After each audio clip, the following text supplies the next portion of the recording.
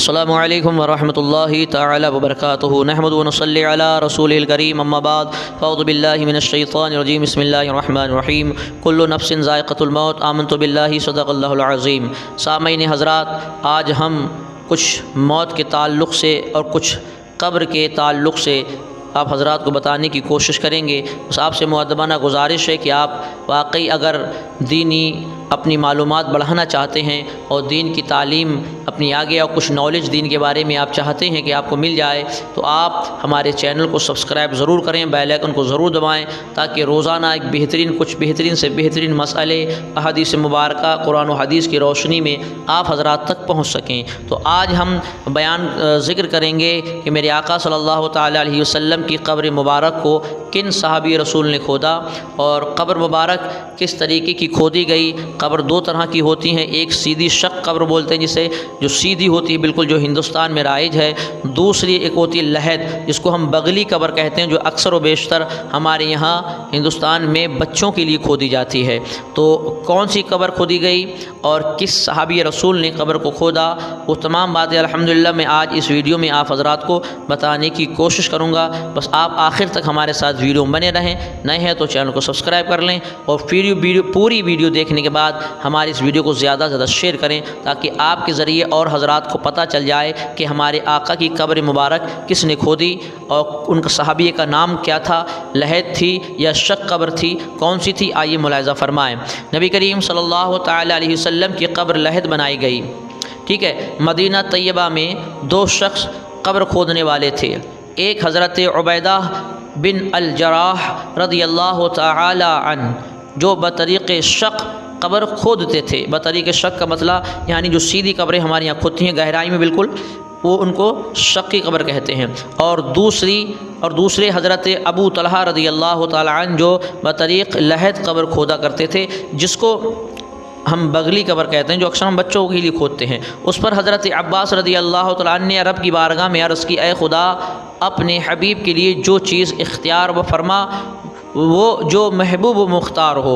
यानी उन्होंने अर्ज़ किया, मौला दो लोग हैं, अब हम क्या जाने कौन सी कब्र हमारे नबी के लिए बेहतर रहेगी, तो जो तुझे पसंद हो तो उन सहाबी रसूल को पहले भेज दे यहाँ कब्र खोदने के लिए। अब दो बंदे बुलाने के लिए गए, ठीक है, दो आदमी भेजे। एक हज़रत उबैदा रज़ियल्लाहु तआला अन्हु को बुलाने के लिए और दूसरा हज़रत अबू तलहा को बुलाने के लिए, और फरमाया जो पहले आ जाए वही अपने तरीक़े पर काम करे। यानी दो सहाबी रसूल थे, दोनों कब्र अलग अलग तरीके से खोदा करते थे। तो अर्ज़ की गई हज़रत अब्बास की जानिब से कि उनको बुला लाओ और जो पहले आ जाए वो अपने काम पर अपने तरीके से कब्र खोदे, ये अल्लाह की मर्ज़ी होगी, वो जिसको पहले भेज दे। हज़रत उबैदा उस शख्स को ना मिले जो उन्हें बुलाने गया था, और हज़रत अबू तलहा आ गए। उसके बतरीक़ लहद कब्र तैयार की गई। हमारे आका सल्लल्लाहु तआला अलैहि वसल्लम के लिए लहद, यानी जो बगली कब्र बोलते हैं हम जिसको लहद है, वो मेरे आका के लिए खोदी गई, ठीक है। हुजूर फरमाते हैं हदीस पाक में, लिल लहद लना वश्शक़ लिग़ैरिना, यानी लहद हमारे लिए है और शक गैरों के लिए है। हदीस में लना से मुराद मदीना तैयबा वाले और गैराना से मुराद अहले मदीना के गैर हैं, यानी मक्का मुकर्रमा वग़ैरह वाले। उसकी तवज्जो में उलमा फरमाते हैं कि मदीना तैयबा की ज़मीन सख्त है, मदीना तैयबा की ज़मीन सख्त है और वो लहद की सलाहियत रखती है, यानी सख्त है। हम लहद बगली जो कब्र खोदेंगे, अंदर को ऊपर एक रहने दे संदूक जैसा करते हैं, जैसे संदूक का एक हिस्सा होता है बंद करने का, तो लहद में होता है एक हिस्सा ऊपर रहता है ज़मीन का, उसके नीचे थोड़ा सा बगली कब्र उसके नीचे खोदते हैं। हमारे यहाँ अक्सर बेशक देखा गया है कि हमारे यहाँ की मिट्टी जो कमज़ोर होती है, अगर हम बगली कब्र खोदेंगे बड़े लोगों की, तो कहीं ऐसा ना हो वो कब्र धंस जाए। और मदीना तैयबा की ज़मीन सख्त है, तो वो हुज़ूर फरमाते हैं वो मदीना तैयबा की ज़मीन सख्त है तो उसको सलाहियत रखती है इस चीज़ की, चूँकि मसनून और भी बल्कि अपनी अपनी पसंद का मामला है, ठीक है। उलमा फरमाते हैं कि ज़मीन तैयबा मदीना तैयबा की सख्त है और वो लहद की सलाहियत रखती है, और चूँकि मसनून भी बिल्कुल बल्कि अपनी अपनी पसंद का मामला है। उसके बावजूद ये यकीनी बात है कि अफजल वही काम होगा जो नबी करीम सल्लल्लाहु तआला अलैहि वसल्लम के लिए किया गया। यानी अफजल यही है, अगर आपके यहाँ कब्रिस्तान में ज़मीन सख्त है टाइट ज़मीन है, अगर वो धंसने का अंदेशा नहीं है तो अफजल यही है कि बगली कब्र खोदी जाए, लहद जिसको बोलते हैं वो खोदी जाए, जो नबी करीम सल्लल्लाहु ताला अलैहि वसल्लम के लिए किया गया। बाज़ उलमा के नज़दीक अगर ज़मीन सख्त हो तो जहाँ लहद बन सके वहाँ लहद अफजल है, और जहाँ ज़मीन नरम हो लहद ना बन सके, कब्र गिरने का ख़तरा हो, वहाँ शक अफजल है। ये चीज़ ध्यान रख लें। अगर ज़मीन नरम मुलायम है तो आप बेहतर अफजल यही है कि आप सीधी वाली कब्र बनाएँ ताकि वहाँ कोई ज़मीन गिरने का अंदेशा नहीं है। मगर जो कोई अगर ज़मीन सख्त है तो वहाँ पर आप हज़रात लहदी कब्र बनाए, लहद बनाए, बगली कब्र, ये बेहतर अफजल है। और बाज़ उलमा इकराम ने लना से मुराद मिल्लत इस्लामिया के लोग लिया है कि हम मुसलमान लोगों के लिए कब्र लहद है, और ले गैरना से मुराद अहले किताब यहूदू नसारा हैं, और शक वग़ैरह के लिए ताहम मसला बेहतरी का है जो वजूब का नहीं। यानी जो शक कब्र का मसला वो जो बताया गया कि ये बेहतर है वो अफजल है, ये बेहतर के लिए है। ऐसा नहीं है किसी को कोई समझे कि लहद खोदना वाजिब है, कब्र सीधी शक कब्र खोदना वाजिब नहीं, तो ये चीज़ नहीं है। ठीक है। मसला जहाँ ज़मीन नरम हो वहाँ ताबूत बनाने में कोई हर्ज नहीं। ठीक है। ताबूत पत्थर का हो या लोहे का, लेकिन अगर नरम ज़मीन ना हो तो बिला वजह ताबूत में दफन करना दुरुस्त नहीं। अलबत्ता बाज़ उलमा इकराम ने औरत के लिए हर हाल में ताबूत बनाने और उसमें दफन करना पसंद किया है कि उसमें औरत का पर्दा ज़्यादा है, और कब्र में उतारना भी उसी तरह आसान होगा कि उसके जिस्म को हाथ ना लगेंगे। लेकिन ख्याल रहे कि अब जिस तरह बीरोन मुल्क से नाशें आती हैं, लकड़ी के ताबूत में बंद होती हैं, उनमें कीमियावी अज्जा मिले हुए होते हैं जिनसे जिस्म सही रहता है और बाहर निकालने के लिए जिस्म ख़राब होने का ख़तरा होता है, उनको उसी लकड़ी के ताबूत में दफन कर दिया जाए, अगरचे आम हालात में लकड़ी का इस्तेमाल दुरुस्त नहीं। मसला अगर समंदर में कश्ती में कोई आदमी फौत हो जाए, कश्ती किनारे पर पहुंचने में कई दिन दरकार हैं, इतनी देर में मैयत के जिस्म के ख़राब होने का ख़तरा हो तो मैयत को गुस्ल व कफ़न देकर नमाज जनाजा पढ़कर समंदर में डाल दिया जाए। ये चीज़ आप ख्याल रखें। अब तो खैर नहीं ऐसा मसला, मगर चूँकि अगर कभी ज़िंदगी में ऐसा हो जाए तो मसला जहन में होना चाहिए कि अगर कोई मैयत कश्ती पर इंतकाल किसी का हो जाए और वक्त अभी काफ़ी है पहुँचने में कि अभी 2-4 दिन लग जाएंगे और ऐसे रखे रहेंगे तो लाश सड़ने और गलने लगेगी, बदबू आने लगेगी, तो बेहतर यह है कि वहीं कश्ती पर उसकी नमाज जनाजा अदा की जाए, कफ़न है जो भी है उसको दिया जाए और नमाज अदा कर कर उसको समंदर में डाल दिया जाए। मसला जिस घर में आदमी फौत हो जाए, बड़ा हो या छोटा, मुराद हो मर्द हो या औरत, वहाँ ही दफन ना किया जाए बल्कि मुसलमानों के कब्रिस्तान में दफन किया जाए ताकि ज़्यादा से ज़्यादा लोग उसके लिए दुआ करते रहें। और ये अब चीज़ सुने, यहाँ पे एक मसला यहाँ पर भी है, या क्या कहा है कि मर्द या औरत अगर किसी अपने घर में इंतकाल हो रहा है तो उसके लिए बेहतर है कि उसको कब्रिस्तान में ही दफन किया जाए ताकि ज़्यादा से ज़्यादा लोग उसके लिए दुआएं खैर कर सकें। मगर हमने देखा है कि कुछ लोग अपने परिवार के कब्रिस्तान अलग बनाते हैं, जो कुछ पैसे वाले होते हैं, तकब्बुर और घमंड वाले, तो वो अपना जगह कब्रिस्तान की अलग लेते हैं, उन्हें गांव वालों से कोई मतलब नहीं, किसी गांव वालों की वहाँ कब्र खोदने नहीं देते हैं, कहते हैं ये हमारे निजी कब्रिस्तान हैं, उसमें वो दफन होते हैं, घर के जो परिवार के लोग सिर्फ वही होते हैं। अब आप बताएं ज़रा, आपका परिवार सिर्फ उस छोटी सी जगह में अगर दफन है तो गांव का कोई दूसरा फ़र्द वहाँ फातिहा पढ़ने के लिए, कुरान पढ़ने के लिए कभी नहीं जाएगा। और तुम्हारे जो आम कब्रिस्तान गाँव के हैं, अगर आप वहाँ दफन होंगे तो अल्हम्दुलिल्लाह कोई ना कोई वहाँ दुरूद फातिहा पढ़ने ज़रूर आता है, कुरान की तिलावत करने ज़रूर आता है, इसलिए इस वजह से आपके मुर्दे को भी सवाब मिलता रहता है। न जाने कौन अल्लाह का नेक बंदा कब्रिस्तान की तरफ से गुजरे या कब्रिस्तान में आ जाए तो अल्लाह उसकी कदमों की बरकत से तमाम मुर्दों की मग़फ़िरत फरमा दे और तमाम की कब्रों से अज़ाब को उठा ले। ये चीज़ बताई गई और यही मुर्दे के लिए बेहतर है। ठीक है, अब आगे देखें, मुलाहिज़ा फरमाएं, जिस जगह फौत हो उस जगह दफन करना ये अम्बिया इकराम का ख़ासा है, यानी अम्बिया इकराम के साथ ये ख़ास है। जैसा कि हज़रत अबू बकर सिद्दीक़ रज़ी अल्लाह तआला से मरवी है कि मैंने सरवर आलम सल्लल्लाहु तआला अलैहि वसल्लम को फरमाते सुना कि हर नबी को वहाँ दफन किया गया जहाँ उसकी रूह कब्ज़ किया गया, यानी जहाँ उसकी रूह कब्ज़ की गई हर नबी को वहीं दफन किया गया है। ठीक है। मसला मैयत को कब्र में दफन करने के लिए कब्र के क़िबला की जानिब रखा जाए। और कब्र में उतारने के बाद मैयत का मुंह क़िबला की जानिब किया जाए। अगर मैयत का मुंह क़िबला की जानिब किए बग़ैर दफन कर दिया गया तो अब कब्र खोद कर दोबारा खोल कर मुँह क़िबला की तरफ करना जायज़ नहीं है। अब ऐसा नहीं कि नहीं किया तो अब दोबारा करें। अब मसला देखें, दफन करते वक्त औरत की कब्र पर पर्दा किया जाए, यानी चादर वग़ैरह तान ली जाए। जितना मुमकिन हो औरत के पर्दे का लिहाज किया जाए। ठीक है। मसला दफन के वक्त मौजूद तमाम लोगों का दोनों हाथों से मिट्टी डालना मुस्तहब है। मसला लहद में या शक़ी में कब्र के अंदर पुख्ता ईंटें या लकड़ी का इस्तेमाल ना किया जाए, क्योंकि ईंटें आग में पक कर आई हैं और लकड़ी आग का ईंधन है। इसलिए ये नेक और इरादा मद्देनज़र रखे कि ऐ अल्लाह ताला, जिस तरह हमने इसको आग से बचाया है तू भी इसे ऐसे ही आग से महफूज फरमा। लेकिन जहाँ ज़मीन नरम हो या ताबूत में दफन करने की मजबूरी हो, वहाँ कब्र के अंदर भी ईंटों का इस्तेमाल जायज़ है। ऐसा नहीं है कि अब कभी मसला ये हो गया कि बारिश तेज़ हो रही है और ज़मीन कुछ ज़्यादा ही नरम है, कब्र खोद रहे हैं, अब उसमें अगर ईंटें नीचे पानी भरा आ रहा है, बार बार पानी निकाला जा रहा है और कब्र के अंदर बार बार पानी ज़मीन से बाहर को आ जा रहा है, अब कब तक निकाला जाओ? कब्र इतनी मुश्किल से खोदी है, और जगह खोदेंगे कब बारिश का मौसम है, दिक्कत बहुत परेशानी होगी। तो ऐसी हालत में नीचे कब्र के पहले एक सरी ईंटें बिछा दी जाएँ, ताकि जो पानी है, एक सरी नहीं दो बार ईंटें बिछा दी जाएँ ताकि जो पानी का बहाव है वो बंद हो जाए। इस तरीके से अगर ये मुमकिन है तो आप ऐसा करें कि ईंटें बिछा दें और ईंटें बिछाने के बाद ताबूत बनाएं लकड़ी का, उस लकड़ी में मुर्दे को रखें और वो ताबूत बंद करके उस कब्र के अंदर रख दें। ये दोनों चीज़ें जायज़ हैं, जबकि मजबूरी हो।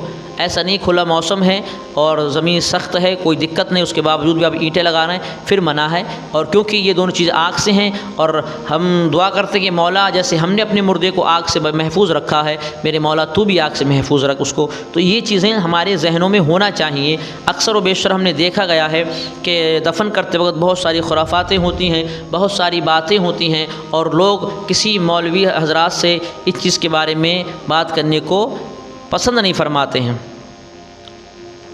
देखिए, और आगे मुलाज़ा फरमाया कि बाज़ार ने हज़रत अली रज़ी अल्लाह तआला अन्हु से रिवायत बयान की कि जब जनाज़ा कब्र पर पहुँच जाए और लोग बैठ जाएं तो तुम ना बैठो, बल्कि उस कब्र के किनारे खड़े हो जाओ। जब मुर्दे को कब्र में उतारा जाए तो पढ़ें बिस्मिल्लाह व अला मिल्लत रसूलुल्लाहि सल्लल्लाहु तआला अलैहि वसल्लम, अल्लाहुम्मा अब्दका नज़ला बका व अंता खैर मंज़ला बिही व खलफ़त दुनिया व खलफ़त ज़हरा व जअला मा क़दम अलैहि खैर फ़ीमा खलफ़ा फ़ इन्नका क़ल्तु मा इंदल्लाह खैरल लिल अबरार। ठीक है, लिल अबरार। इब्ने अबी शैबा ने मुजाहिद से रिवायत किया है कि वो दफन के वक्त पढ़ते थे, ठीक है, बिस्मिल्लाहि वफ़ी सबीलिल्लाहि अल्लाहुम्मा अफ़सख़ लहू फ़ी क़ब्रहु व नूर लहू फ़ीही वल हक़्क़हु बनीही। ठीक है, इब्ने अबी शैबा ने अपनी मुसन्निफ़ में हज़रत खैशुमा से रिवायत की है, क्या है कि बुज़ुर्गाने दीन मुर्दे को कब्र में उतारते वक्त ये पढ़ते थे। ठीक है, तो आप इस चीज़ का ख्याल रखें। ये बहुत लंबी दुआएं हैं, अक्सर लोग इसको याद नहीं करते हैं, मगर जब कब्र में उतारा जाए तो कब्र में उतारते वक्त हम पढ़ते बिस्मिल्लाह व अला मिल्लत रसूलुल्लाह। ठीक है, इस चीज़ को हम कब्र में उतारते वक्त पढ़ते हैं। अब देखिए, एक मसला ये आया कि कब्र के ऊपर जो हम पानी छिड़कते हैं, कब्र के ऊपर पानी छिड़कना, कब्र किस तरीके की बनाई जाए, वो चीज़ें देखें कि कब्र ऊँट के गोहान की तरह बनाई जाए। यानी जो ऊँट का जो आपने सरा देखा होगा, गर्दन के बराबर में जो ऊँट का उठा हुआ एक गोल सा होता है, उसको कोहान बोलते हैं, बनाया जाए। यानी ऊपर से गोल हो, चौड़ाई में ना हो। अगरचे चौड़ाई में बना दी गई तो कोई गुनाह नहीं, अगर वैसे बना दी गई चौड़ाई में तो कोई गुनाह की बात नहीं है, मगर बेहतर यह है कि गोहान जैसा बनाया जाए। ज़्यादा फ़ुक़हा कराम ने उसके नज़दीक गोलाई में बनाना मुस्तहब है, जैसे कि ऊँट का गोहान होता है। अगरचे बाज़ हज़रात ने यह भी लिखा है कि गोहान की तरह बनाना वाजिब है, लेकिन सही यह है कि मुस्तहब है, क्योंकि मुस्तहब के छोड़ने से गुनाह नहीं, लाजिम नहीं आता। अगर वाजिब होता तो अगर आप चौड़ी बनाते और गोहान वाजिब होता तो आपको गुनाह लाजिम हो जाता, गुनाह हो जाता। तो इसलिए उलमा लिखा कि गुनाह नहीं है, ये मुस्तहब है कि अगरचे कभी किसी ने चौड़ाई में कब्र बना दी तो कोई गुनाह नहीं, और किसी ने गोलाई बना दी तो किसी में गुनाह नहीं है। अब कब्र पर पानी छिड़का जाए, अब ये कब्र पे पानी छिड़कने का मसला क्या, ये मुलाहिज़ा फरमा लें। हज़रत जाबिर रज़ी अल्लाह तआला अन्हु से मरवी है कि आप फरमाते हैं कि रशा कब्र नबी सल्लल्लाहु तआला अलैहि वसल्लम, नबी करीम सल्लल्लाहु अलैहि वसल्लम की कब्र शरीफ पर पानी छिड़का गया, हुजूर की कब्र अनवर पर पानी छिड़का गया। आपकी कब्र शरीफ पर पानी छिड़कने वाले बिलाल बिन रबाह रज़ी अल्लाह तआला अन्हु थे। उन्होंने एक मशकीज़ा से पानी छिड़का, वदा मन क़बला रअसहु हत्तल इंतहा इलल रजिलैहि, यानी ये मिशकात शरीफ बाब दफनुल लिल मय्यत में है। आपके सर अनवर की जानिब से कब्र पर पानी छिड़कने की इब्तिदा की, यहाँ तक के पाँव मुबारक की जानिब इंतहा की, यानी कब्र अनवर पर जब बिल्कुल पाट दिया गया, बना दी, तैयार कर दी गई, तब आपकी कब्र पर जब पानी डाला गया तो सर मुबारक से डालते डालते और पैर मुबारक तक, सरहाने से पैतियाने तक पानी छिड़कते हुए ले गए। मगर इस चीज़ का ख़ास ख्याल रखें, मौसम, क्योंकि मदीनातुल मुनव्वरा में बारिश पहले नहीं होती थी, बारिश पहले बहुत कभी हो गई, कई सालों में वैसे नहीं हुआ करती थी, तो ज़मीन वहाँ की सख्त है, इसलिए पानी छिड़का जाता था कि कब्र के जो ऊपर की मिट्टी है वो हवा से उड़ ना जाए, धूल ना उड़े और मिट्टी हट ना जाए, यानी मिट्टी वहीं बनी रहे, इसलिए पानी का छिड़काव किया गया था। मगर हुजूर ने पानी छिड़कने का हुक्म नहीं फरमाया कि आप अपनी कब्रों पे पानी छिड़कें, यानी पता ये चला पानी छिड़कना कोई ज़रूरी नहीं है, ये सुन्नत रसूल नहीं कि हुजूर ने ऐसा किया। चूँकि पानी मना भी नहीं किया हुजूर ने कि पानी नहीं छिड़क सकते, ज़रूरत के मुताबिक अगर कहीं आपके यहाँ बारिश हो रही है, आपकी बारिश होने के बाद आपने कब्र को ऊपर तिरपाल बनाकर कैसे ही तिरपाल से बारिश को टाइम रोक दिया, कब्र तैयार की, मगर कुछ लोगों ने ये ज़रूरी ही समझ लिया है कि पहले तो उस पर कुरान की तिलावत करवाते हैं, सूरह यासीन या सूरह मुल्क की तिलावत करते हैं, पानी पर दम करते हैं, फिर वही पानी अगर मिट्टी गीली है, कब्र की कमज़ोर है और आप उस पर पानी छिड़क रहे हैं तो याद रखना वो पानी मिट्टी को गीला करेगा, जब मिट्टी गीली हो जाएगी तो तख्ते गीले होंगे, और जब तख्ते गीले होंगे तो वो उसके डंडे लगे हुए वो तब गीले, उनको दीमक खा जाएगी, कमज़ोर हो जाएगा, कुछ दिनों बाद कब्र धंसने का अंदेशा है। तो इसलिए इस चीज़ का ख़ास ख्याल रखें कि अगर कब्र आपकी गीली है, अपनी खोदी है, और कब्र गीली है तो ये कोई ज़रूरी नहीं है कि पानी आप उस पर छिड़कें, मगर याद रखना गर्मी का मौसम है, कब्र में सख्त मिट्टी है और धूल उड़ने का अंदेशा, सूखी मिट्टी है, सूखी, तो आप उस पर छिड़कें। ये इसीलिए छिड़का गया ताकि मिट्टी उड़े ना, गीली रहे, और ये बारिश अल्लाह की रहमत है। अब ये भी मुलाहिज़ा फरमा लें, ठीक है।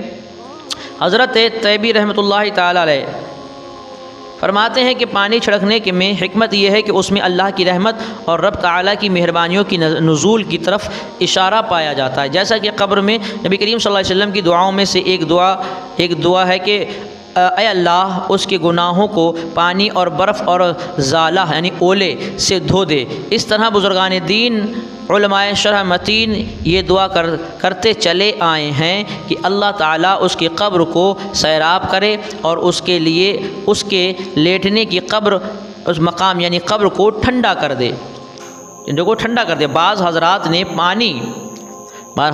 बाज़ उलमा ने पानी छिड़कने की ये वजह भी बयान की है कि पानी उसके लिए छिड़का जाता है कि कब्र ज़्यादा देर बाकी रहती है और मिट्टी पुख्ता हो जाती है, कब्र का निशान जल्दी मिटता नहीं। लेकिन उसके मुतालिक मुल्ला अली क़ाली रहमतुल्लाहि ताला अलैह फरमाते हैं कि ये तो एक ज़ाहिर बात है जो वाज़ेह तौर पर महसूस हो रही है, ये नक़ल की मोहताज नहीं, ये नक़ल की मोहताज। अलबत्ता जो तैबी रहमतुल्लाह ताला ने ज़िक्र फरमाया है वो इंतहाई लताफ़त और शराफ़त का हामिल है, हदीस पाक से यही इशारा मिल रहा है। यानी जो बताया, ऐसा नहीं कि हम ज़रूरी समझें, जैसे कि आज रस्म व रिवाज बना लिया कि पानी कब्र पे डालना ही डालना है, तो ये ज़रूरी नहीं है। अगर आपका मसला ये है क्योंकि रहमत के नुज़ूल अल्लाह, बारिश अल्लाह, पानी अल्लाह की रहमत है, तो पानी डालेंगे। अल्लाह तबारक व तआला जैसे कि हम ऊपर पानी को, कब्र को ठंडा कर रहे हैं, अल्लाह इनके कब्र को अंदर से ठंडा कर दे, इनके लिए बेहतर बना दे, तो ये चीज़ें इस नीयत से की जाती हैं। तो अल्लाह तबारक व तआला की बारगाह में दुआ है, अल्लाह तबारक व तआला हम सब को नेक अमल करने